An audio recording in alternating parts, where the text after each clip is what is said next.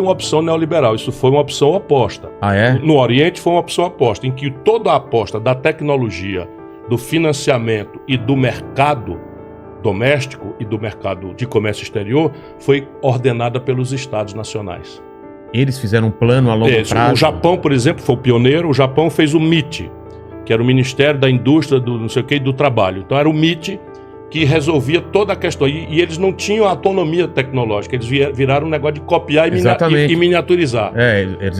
Eles era uma brincadeira até. Nunca inventaram a coisa, né? Então, mas eles pegavam a coisa e diminuíam o tamanho e tal, e começaram a fazer, né, essa indústria. E a experiência chinesa, que é a mais violenta, vem com o Estado pesadamente organizando a economia. Coisa que é verdade no mundo inteiro. Por exemplo, a internet que nós estamos ocupando agora foi criada pelo Estado americano, a pretexto de defesa. Depois, o que é que os americanos têm de extraordinário? É que depois assim, que eles dominam isso... Caísse tudo e eles iam ter essa comunicação militar de defesa. Uma vez feito o investimento e dominada a tecnologia, eles passam para a indústria privada, que tende a melhorar as coisas. O celular foi criado pelos americanos, pelo Estado americano. Então, assim, nunca existiu projeto de desenvolvimento sem o Estado está presente ali. Então tem todo um debate que, ao invés de ser inteligente, repete mistificações de propaganda. E o fato concreto é esse. Então o Brasil tem um problema que é o modelo econômico velho morreu e nós não conseguimos montar um modelo econômico e começamos a imitar a ideia neoliberal que tem sentido no ambiente europeu, porque de fato o produto europeu industrial começou a não ter capacidade de ganhar concorrência, porque vinha uma cunha de imposto em cima, 40%, 50% do PIB de carga tributária, enquanto o produto chinês da Malásia, etc., vinha limpinho, sem imposto, porque o governo assumia concretamente os custos básicos de produção e manipulava outras condições de competir, que era um pouco mais complicado, para ganhar mercado. Mas deixa eu entender então. O que aconteceu no Sarney, Fernando Henrique, depois que vem aquele plano real e tal, isso não é um modelo econômico. Isso foi o quê? Não, isso daí é o seguinte, vamos comparar aqui. Nós temos uma doença que tem um sintoma. Você está com uma dor na barriga. Sim. Uma dor na barriga pode ser gases, mas pode ser um câncer. Ou pode ser um apendicite. Enfim, e daí vem uma febre. Então, mal comparando, o plano real que eu ajudei a fazer, eu já fui ministro da Fazenda com Itamar, é um programa muito sério, mas não é um modelo econômico. Era como quem trata a febre para levar o doente para ver que dor é essa. Para ver se é só gases, para ver se é um câncer. E então decidir qual é o remédio, se é cirurgia, mal comparando assim. Então, mais ou menos é isso. Então, o que é que nós descobrimos? Nós descobrimos que a inflação no Brasil não era, como no mundo inteiro e nos manuais de economia tradicionais, dos americanos e tal, uma doença da moeda.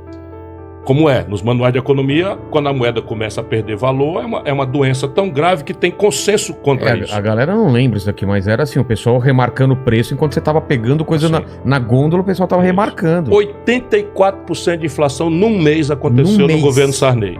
Caramba! Mas assim, inflação de 70%, de 200%, de 300%, de 400% ao ano, muitos anos.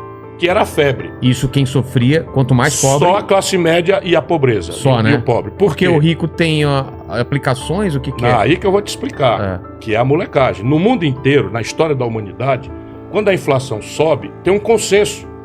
E há uma mudança política ou uma ruptura. Por exemplo, o Hitler é eleito na Alemanha pelo povão, foi eleito por uma massa de populares alemães por conta da inflação gigantesca. Tem a fotografia da turma levando um carrinho de mão de dinheiro para comprar um pão. Né? Pela desvalorização. Não, eu lembro, para comprar uma revista era coisa de 1000 e não sei quantos. Sei lá que moeda que era da época. Exatamente. Cruzado, Cruzeiro, sei lá, Cruzeiro Novo. Pois bem, no Brasil isso não aconteceu. Foram 25 anos de inflação alta. Eu disse, caramba, por quê? Se no mundo inteiro... Ora, porque os ricos, espertos, e os políticos comprometidos com os ricos, criaram um negócio que eles chamam de indexação. O que é indexação? Na verdade, você criou duas moedas. A moeda real, ou cruzeiro, ou cruzado, era a moeda que circulava para os trabalhadores assalariados e classe média. E os ricos que tinham sobra de dinheiro, indexaram, ou seja, estabeleciam a correção monetária. Aí os nomes não interessam, era LFT ou RTN, que era o seguinte, então eu botava o meu dinheiro no banco e o banco me dava uma moeda ORTN, Obrigações Reajustáveis do Tesouro Nacional. Você não ia perder. Então naquela noite o trabalhador perdia 1%, e eu ganhava 1,5%. Além de não perder, você ainda ganhava. Ganhava muito dinheiro. Caramba. E aí, então virou uma grande negociata. Continua hoje, Vilela. Continua completamente, porque agora nós trocamos inflação por juro.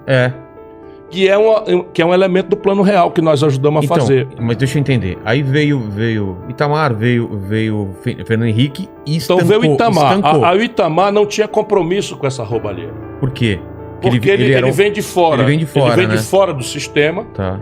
Não tem compromisso, porque ele veio como vice do Collor. É verdade. Porque ele era de Minas Gerais, era um cara muito sério, muito respeitado. O Collor caiu e ele assume. Tá. Quando ele assume, se desfez o pacto em que os barões controlam o poder político do país. Desde o começo. E aí ele, Itamar, diz assim, eu não tenho compromisso com isso, vamos lá acabar com essa negociata.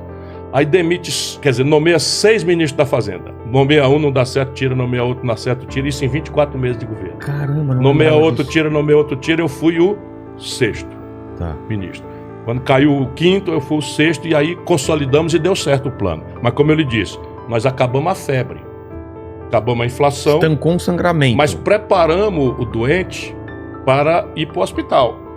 Tá. E aí, mas foi tão importante o êxito, o sucesso do Plano Real, que o Fernando Henrique se elegeu e resolveu levar o doente, ao invés de ir para o hospital, levou o doente para o baile funk. O que ele errou? Porque o plano era sério, mas precário. Era tudo assim, era para fazer 6 meses de juro alto. Depois nós íamos fazer as reformas que o país precisa e decidir um novo modelo econômico. A época do dólar 1 para 1? Era essa época. Era essa época. Quando eu assumi, era pior. Quando eu assumi, o real valia 85 centavos, quer dizer, um dólar valia 85 centavos. O real valia mais do que o dólar. Caramba. Logo não vê que não está direito. É claro que não está direito, é óbvio que a nossa moeda então, era artificial. Por quê? Porque nós prometemos trocar um real por $1 e fizemos juro ir lá para cima para poder atrair dólar do estrangeiro para vir especular no Brasil overnight, que a gente chama. Especular. Mas o cara colocava dinheiro... Ele botava o dólar e ganhava o juro brasileiro, que era o juro, como segue hoje, o maior do mundo. E aí eu tinha condição artificial, mas eu tinha condição de dizer assim, tá duvidando que a minha moeda é boa? Traga que eu troco por $1. Quem tentou, nós trocamos e perdeu dinheiro. Pá. Aquilo era para durar 6 meses. Mas o Fernando Henrique se elege e faz aquilo durar para sempre. O resultado prático, quando você faz o valor da sua moeda ficar assim artificialmente alto, fica muito barato você comprar tudo do estrangeiro. Viajar para Miami é mais barato do que ir para Fortaleza. Comprar um computador. Tudo é mais barato. Porém, o inverso é verdade. Todos os seus produtos e o seu destino turístico fica dramaticamente mais caro artificialmente. Claro. Então, nenhum produto brasileiro tinha condição de ser vendido lá fora. Você não tinha condição de um turista vir para o Brasil, gastava 5 vezes mais caro do que ir para a Europa. Enfim. E aí o que aconteceu? Quebraram o Brasil. Isso quanto para garantir depois? A reeleição do Fernando Henrique, 4 anos depois. Isso foi um erro também, né? Porque ele foi eleito com a ideia de não ter reeleição, né? Sim, aí entrou... Foi uma das grandes perversões que se introduziu no Brasil, tá aí de novo o problema. O Bolsonaro rifando o país, criando caso para todo lado. Você não acha que a reeleição é um câncer? É uma impertinência grave, muito grave. Porque o cara entra lá já pensando em se reeleger. E a oposição não quer nem saber de dialogar de reforma no país, porque se o cara acerta a mão... tá lá garantido. Vai estar reeleito. Então é um desastre completo. Então vamos lá, a gente tá vindo na linha temporal, tem esse estancamento, essa coisa de conseguimos parar a hiperinflação, e daí qual seria o modelo econômico que deveria ter sido implantado? Então, e você tem no mundo, você tem 2 escolas com intensidades variadas. Na medida que o socialismo real morreu, ninguém mais defende o comunismo, só o Bolsonaro que fica agitando essa mentira, porque não existe mais, ninguém defende mais o que é o comunismo. O comunismo é apropriação pelo Estado, pelo governo, de toda a propriedade privada. Então não tem propriedade privada no regime comunista. Ninguém defende mais isso no mundo, a não ser Coreia do Norte. Né? Nem Cuba está defendendo mais isso, porque inclusive está numa crise mortal, porque, enfim, lá tem um problema sério do embargo e tem um problema de que é uma ditadura. Tem que tirar o É uma ditadura. Tem que democratizar, enfim. Isso é uma luta que a gente pode conversar outra hora. Mas o modelo econômico trata-se de descobrir qual é o papel do Estado em relação à economia. Então, o socialismo real ia botar o Estado radical como dono de tudo e dividindo o produto da economia com as pessoas com igualdade. Fracassou completamente, nunca experimentou-se esse modelo na prática em lugar nenhum do mundo, e os lugares que experimentaram sacrificaram as liberdades, morreram muitas pessoas e perderam a eficiência econômica. Porém, o extremo oposto também não existe. Essa ideia de tirar o Estado da economia, diminuir o Estado, reduzir a dimensão mínima e desentranhá-lo é propaganda, é mentira. E tem muita gente que acredita. Mas é o que a gente vive hoje, não? Aqui. Mal e porcamente é a retórica dominante. É a retórica dominante que está por trás de aviltar os salários, que está por trás desse processo de privatização, que na verdade é um assalto, porque privatização é uma ferramenta. Você pode e deve usar essa ferramenta conforme a tarefa que você vai ter, né? Você vai usar aqui, tem um aparelho para consertar, você tem uma caixa de ferramentas. Você não vai usar um martelo para tirar uma porca. Você usa a chave própria para o negócio. É mal comparando que eu tento fazer. Canhão para matar uma mosca. Uma mosca, não é assim. Então, você privatizar a telefonia foi legal. Mas agora você privatizar correio, espera um pouco. No Brasil, uma encomenda da DHL ou da FedEx, se você fizer uma encomenda da DHL ou da FedEx, é muito caro e só entrega nas grandes praças. O Correio Brasileiro tem status constitucional, está em todos os municípios brasileiros, que são 5.500 municípios em número redondo. Demorou 300 anos para a gente ter isso. De maneira que o Correio faz aquilo que a gente chama de subsídio cruzado. Ele cobra um pouquinho mais caro nas praças mais ricas para poder entregar um pouquinho mais acessível para as praças mais pobres. Na hora que você privatiza descuidadamente, você vai descontinuar o serviço de encomenda e de comunicação.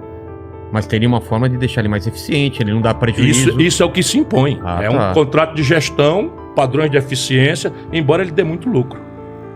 O Correio Brasileiro está muito lucro. Mas eu estava vendo que ele não dá lucro se não tiver nenhum tipo de... Não tem um centavo do governo, pra você ver a mentira. Mas não tem um incentivo, alguma coisa? Não tem um puto do governo do Correio. Tem algum imposto, alguma coisa? Ele paga todos os impostos. E como é uma empresa pública, é uma empresa do governo, ele entrega todo o lucro líquido para o governo. Para o governo, volta. Só para você ter uma ideia, nesses últimos 20 anos, o Correio entregou 17 bilhões de reais para o governo. O que não justifica que você não denuncie muitas mazelas. Eu não tenho compromisso com mazela nenhuma. Por exemplo, o Lula entregou os Correios para o Roberto Jefferson. Esse que agora é o fanático do... Tá vendo o modelo de governança política? É a mesma gente, cara. Não, teve até aquele escândalo de o Correio entregar do mensalão, Santinho da Dilma e tal. Não, e aquela grana que foi filmada, o cara recebendo, aquilo era um cara do Roberto Jefferson. Exatamente. Esse mesmo que agora tá preso porque é bolsonarista raiz. Mas não quero perder o fio da meada. Estamos lá em Fernando Henrique, aí a gente começa depois de Fernando Henrique. Você me pergunta o modelo. Então, naquele momento do Fernando Henrique, o modelo velho nacional desenvolvimentista morre dessas duas doenças. E a moda que vem de fora para dentro com toda a força é a ideia neoliberal.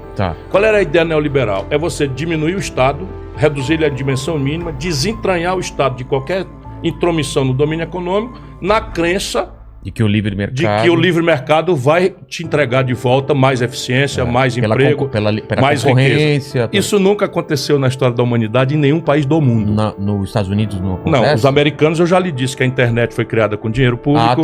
Eu já lhe disse que o celular foi criado com dinheiro público, a NASA faz. Por que o cara tá lá botar um homem em Marte daqui 20 anos e tal? A tecnologia que ele vai desenvolver a partir daquilo. Tem todas as aplicações civis, no 6G. Porque agora nós estamos... O Velcro parece que foi criado. O Velcro foi criado na NASA. Mas é tudo. Toda a indústria química, todos os bens de capital. O travesseiro não foi. Aquele travesseiro da NASA. Aquele da NASA é brincadeira. Não tem nada a ver. Mas os materiais são. Os materiais. Porque é assim que a humanidade funciona. Claro.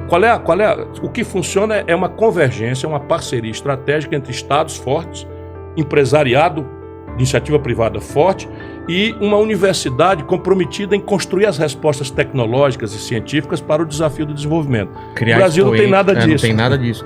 Porque aqui a gente investe pra caramba nesse pessoal, quando ele ficar bom ele vai pra fora e vai... Porque não há oportunidade aqui. Não tem, ele vai... Mas veja, a grande pergunta é, existe alguma possibilidade de um país desigual como o Brasil se desenvolver sem um plano? Quer dizer, provavelmente aqui no seu... O que você chama de plano é um plano mesmo, é o seguinte, tá aqui o diagnóstico do problema. Vamos fazer isso. Tá aqui a situação, eu quero ir para acolá. Em todas as áreas, setor a setor, metas.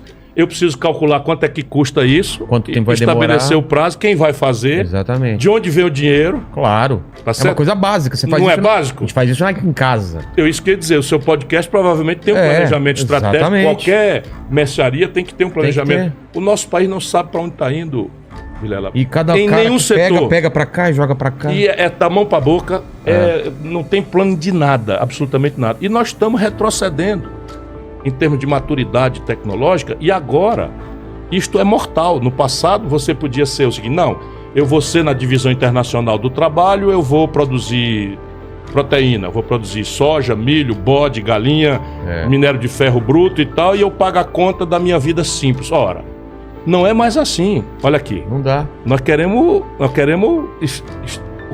que nós conhecemos. O nosso povo quer, não é? Quer o último celular, quer o último tablet, quer a internet de alta velocidade, quer e tem direito, quer os materiais para as novas fibras que não amassam a roupa, quer o tênis, enfim, mas quer também o meio de diagnóstico médico mais avançado, o remédio de última geração para curar o câncer. Exatamente. Então, não existe essa opção mais, compreende? Não existe Por quê? Porque a conta do valor agregado alto não dá para fechar com matéria-prima de baixo valor agregado. Então não existe. Porque aumentou essa distância, né? E no Brasil está aumentando de uma forma absolutamente mortal. E aí você diz assim, mas como é que a gente reverte isso? Só para você ter ideia do tamanho do desafio, você só reverte se você introduzir na escola básica a pedagogia própria para desenvolver um profissional da economia do digital e da economia do conhecimento. Nós estamos indo para trás. Nós estamos ensinando beabá, dizendo o professor se esfolando com rouco para dizer numa tela de giz, numa lousa, que Pedro Álvares Cabral descobriu o Brasil, por acaso, dia 22 de abril de 1500, quando o Google e um óculos de VR, né, permite que você chegue junto com o Cabral. Exatamente. E os documentos, não é, que você pode pesquisar, mostram que tinha um acordo em 6 anos antes desse 22 de abril, 1494, o Tratado de Tordesilhas. Porra, se não existia ainda e foi por acaso, por que eles quase foram à guerra, os espanhóis? Então é outra conversa. Percebe? E nós estamos indo para trás. Não, que a gente perdeu esse passo, eu tenho certeza, mas a gente vai um pouco mais para frente e entra o governo Lula e essa dominância do PT. É o mesmo modelo. É o mesmo modelo? Mesmo modelo. Você tem um símbolo. O símbolo qual é? Quando o Fernando Henrique quebra o Brasil, isso ano é... Foi no segundo mandato? 99. É na reeleição ele quebra o país porque aquilo. Então o dólar fica muito, muito fraco, fica tudo muito barato da gente importar, não vale fica a pena. Tudo muito caro da gente exportar, e toda essa conta vai para o fim do ano para pagar em dólar. E o Brasil não tem dólar. Quando você chega no fim do ano, tem que pagar a conta em dólar e o dólar não entrou, o que acontece? O país quebra. Como o país não é uma loja que fecha a porta, como é que o país quebra? A moeda se desvaloriza pesadamente. Então o Fernando Henrique, quando entregou para o Lula, se fosse hoje, o real estava valendo o dólar estava valendo R$ 9,50. Caramba! Só para você ver o tamanho da tragédia. E as pessoas sentem que foram enganadas, porque o povo não discute nem compra dólar, mas o povo come pão. Claro. Eu digo sempre para a turma boa que está me ajudando. E pão é feito de trigo. E trigo o Brasil não produz suficiente, então nós temos que comprar no estrangeiro. Ainda? Tudo que a gente... Sim, ainda. É mesmo? Está piorando. Está piorando. Né? Tudo que o Brasil compra do estrangeiro paga em dólar. Claro. Então se o dólar sobe, o trigo sobe, o preço do pão sobe. O Brasil está importando agora gasolina, querosene de aviação, gás de cozinha e óleo diesel dos caminhoneiros. Em dólar. Caramba. Quando o Bolsonaro assumiu era R$ 3,70 por dólar. 5,40. E vai bater 6 daqui a pouco. Aí não tem conversa. A dona de casa que eu visito na periferia, eu vou conversar, está cozinhando uma vez por dia e guardando, porque não tem dinheiro para pagar o gás. Um país que é capaz de produzir. Aí eletricidade não é produzida em dólar. Porém, o Fernando Henrique inventou um índice chamado IGPM, que é uma dolarização mascarada. Para quê? Para entregar para os estrangeiros as estatais, e os estrangeiros, não podendo cobrar em dólar, cobram num real indexado, que é a tal indexação, corrigido pelo IGPM. Sabe quanto é que está o IGPM hoje? Não. Que é o índice do aluguel, da conta da energia, etc. Simplesmente está em 37% nos últimos 12 meses. Estão ferrando o Brasil. Estão ferrando. A caristia voltou com um peso que desde 94 nós não tínhamos igual. Boa parte por conta disso, por causa da dependência do país de dólar. Quando os preços lá fora dos nossos produtos, bode, frango, boi, minério de ferro in natura, petróleo, sobe, a gente tem um confortozinho porque entra mais dólar por esses produtos. Mas esses produtos, eles vão lá em cima e caem. Aí quando cai, o Brasil quebra. Pronto, que explica o filme que nós estamos vendo. Se você olhar o que aconteceu em 99 com Fernando Henrique, que é a desvalorização do real, a inflação e o desemprego e a estagnação econômica, é o mesmo filme do Lula com a Dilma. Então, mas o primeiro governo do Lula, a gente pega uma alta de commodities.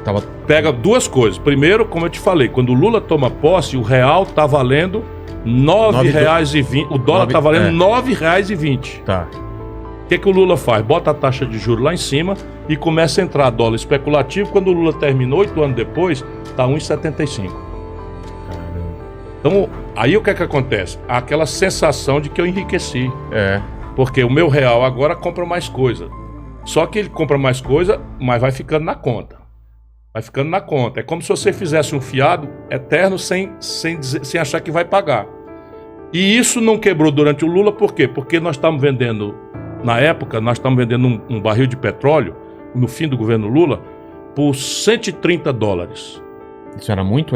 $130 era o maior custo de barril de petróleo da história. Caramba. O Brasil estava vendendo. Quando a Dilma caiu, estávamos vendendo o mesmo barril de petróleo por 30. Quando nós estávamos no Lula, nessa farra de consumo, e todo mundo feliz, e não sei o que e tal, nós estávamos vendendo uma tonelada de minério de ferro por $190. Quando a Dilma caiu, nós estávamos vendendo a mesma tonelada por $38. Eu acho que a fase que eu sempre tive uma produtora. A frase que eu ganhei mais dinheiro foi nesse primeiro governo do Lula. Isso, porque o dólar se desvalorizou 4 vezes. Não, e a gente fazendo muito trabalho para a agência de publicidade, tudo muito aquecido. Porque a economia aquece, puxada pelo consumo. E o consumo também no Lula não só foi uma manipulação do câmbio, que assim, é bom, mas espeta uma conta que um dia chega. Não, mas é isso que eu ia te falar. Depois que acabou essa farra, quebrou todo mundo. Quer ver o crédito? O Lula pegou o crédito, que é a outra ferramenta, pegou em 15% do PIB. Ou seja, toda a riqueza brasileira, o juro no Brasil é tão alto que só 15 de cada 100 riquezas do Brasil é puxada por crédito. Tá. O Lula puxou isso para 55% do PIB. De novo, vamos comprar, vamos para o crediário, vamos para a prestação, vamos para o FIES, vamos para não sei o quê. Tudo bem, você bota a mão na grana, é legal. Só que vem a hora que tem que pagar. Sabe o que aconteceu? 63.700.000 brasileiros estão com o nome sujo no SPC. Inadimplência. Dos quais boa parte estudantes que caíram no conto do FIES. Enquanto isso, o Lula viaja num avião, um jato, espetacular, do maior empresário privado de educação do mundo, que nasceu com dinheiro público brasileiro. Caramba. Isso é o PT. Então, mas por que não se aproveitou essa fase do primeiro governo do PT para fazer um parque industrial muito mais forte e tal? Porque não tem projeto, esse é o problema. Todo o processo aqui é de reeleição, eleição. Parece que foi meio no susto. E é da mão pra boca. É da mão pra boca. Nenhuma reforma foi feita. Aí quando você vai olhar aquela história, de onde é que vem o dinheiro? Que a gente precisa discutir isso. De onde é que vem o dinheiro? O sistema de impostos no Brasil é o mais ineficiente, injusto e perverso do mundo. Eu sou professor na Universidade de Direito Tributário. Eu não posso dizer do mundo, mas que eu acho injusto pra caramba. Mas é muito injusto. No Brasil, só quem paga imposto é classe média e pequena. Pesa muito. E gente honesta que não sonega. Mas você tem coisas tremendas. Você quer ver uma comparação aqui? Só para comparar. O imposto predial de São Paulo, por mês, é quase o que o Brasil arrecada de imposto territorial rural por ano. Caramba. Nessa imensa fazenda do agronegócio do planeta Terra, que é o Brasil, recolhe de imposto territorial rural, que é o IPTU da zona rural, mais ou menos, é um pouco mais do que o que São Paulo cobra de imposto predial e território do IPTU por mês. Caramba. É um escândalo. É um absurdo. É um escândalo. E isso depois de 6 eleições de conversa mole de esquerda no Brasil. Mentira, né? Não tem nada de esquerda, coisa nenhuma. Não tem projeto, não tem plano, não tem nada. Só ganhar a eleição e enganar as pessoas. E o que a gente faz, então? A gente chega agora... Tá, não, agora nós chegamos no fundo do poço. Peraí, a gente parou saiu o Lula, entra a Dilma e é aquela... Pronto, aí começa. Você tem outra peculiaridade que é essa coisa da política e da seleção às avessas. Tá. Então, quanto mais... O Lula entra o PT Lula entra num projeto popularíssimo. E num projeto de se manter ao poder a qualquer custo e preço. Exatamente. Faz 2 movimentos. O primeiro movimento, o Lula coloca uma pessoa sem nenhuma experiência na crença que vai continuar mandando. Que é a Dilma. Que é a Dilma. Né? Qual era a experiência anterior da Dilma? Nenhuma. Nada. Nenhuma, como política que eu estou dizendo. Sim, Zero experiência política e tal. E o Lula o Lula diz claramente, a petezada se zanga porque eu lembro as coisas assim, o Ciro agride. Você viu alguma agressão aqui? Eu falo alguma agressão? Não. Eu estou falando o seguinte, o Lula botou uma pessoa sem nenhuma experiência que não foi capaz de juntar 1/3 dos deputados para impedir o impeachment que eles chamam de golpe. E que, se tendo sido golpe, foi feito pelo Senado, confere? Se foi feito pelo Senado o golpe, quem presidiu o Senado? Renan Calheiros. Quem presidiu o Senado na sequência? Eunício Oliveira. O Lula está agarrado com esses 2 camaradas hoje.